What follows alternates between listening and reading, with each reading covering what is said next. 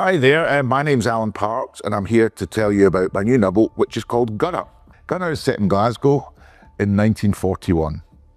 It opens with the return of Joseph Gunner from France, where he'd been very badly injured. And as he gets off the train, his former boss, Mr. Drummond, who's a police inspector, as Gunner was a detective, meets him and asks him to help solve a case. At that time, the police in Glasgow had been very much decimated by the amount of people going off to the war, so there was a lot of older guys who were brought back to help run it, and a lot of younger guys, 17, 18, who were in a thing called the Police Auxiliary, which mostly dealt with traffic and that sort of thing. So we are now at St Andrew's Square in almost the east end of the city, and the large building behind me, the red sandstone one, which now sadly looks a bit dilapidated, is the old Central Police Office. This is where Drummond, our erstwhile hero Gunner's boss, has positioned himself and runs the city police force from there. At the time, well, it still is a huge building, but at the time it contained a court, cells, which unfortunately one of our characters ends up in. It had the stables, it had a garage. It was in a huge busy building that employed a lot of people. We're now in front of the Kelvin Hall, which apart from the guys working on it, doesn't look that much different than it did in the 40s. It was a huge exhibition space they used for circuses, trade shows, sports, whatever. It's enormous inside. It goes all the way back. At the start of the book, where Gunner comes back to Glasgow, he's met at the station by Drummond, his old boss, who drives him here.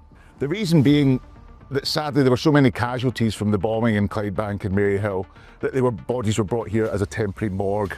So they go in to look at a body that's been found in a bombed out building, but doesn't seem to have been killed by the bomb, and that's really where the book starts. This is the Forth and Clyde Canal, which runs at a hill along the north side of Glasgow. During the war, there was a great fear that if this canal got bombed, the water would flow down into the city and cause more damage probably than the bombs themselves. So almost 17 miles of water would be coursing down the hill into the city centre. So in fear of that happening, they built some kind of emergency locks. And in the book, Gunner comes up here to help man these locks because he had to have people beside every lock just in case it happened. This giant lump of cast iron that I'm sitting on is actually one of half of the old gates that they put in fear of the water broaching from the canal. So as you can see, they were pretty serious gates. This is only half and it's about 20 foot long, so the danger was very real.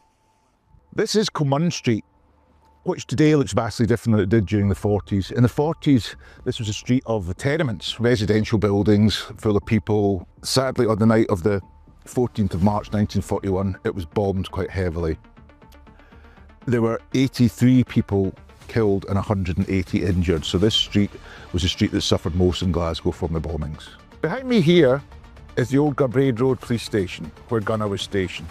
It's pretty much in the middle of Maryhill. The barracks are that way, the Punch Bowl pub is that way. So it was kind of the centre of his life before he went. And when he comes back, this is one of the first places he comes to see his old mates and to try and pick up his life and find somewhere to stay. This pub is Gunner's local. The police station he's attached to is just around the corner there on Garbraid Road. It's also one of the first places he comes when he gets back to Glasgow from France because he wants a pint. Maryhill Barracks was built in 1875. It was an enormous site. It's almost 30 acres. You can still see the wall here, which surrounds the whole thing. It's now a kind of housing estate, but at the time it was the home of the Scots Greys. It's also where Gunner came to join up. The gate, and particularly the gatehouse here, play a large part in the plot of the novel. Not that I can tell you much more than that, but this is a pretty significant area for Gunner and what happens to him. Thank you for listening to me talking a little bit about Gunner. The book is available to order from wherever you buy your books.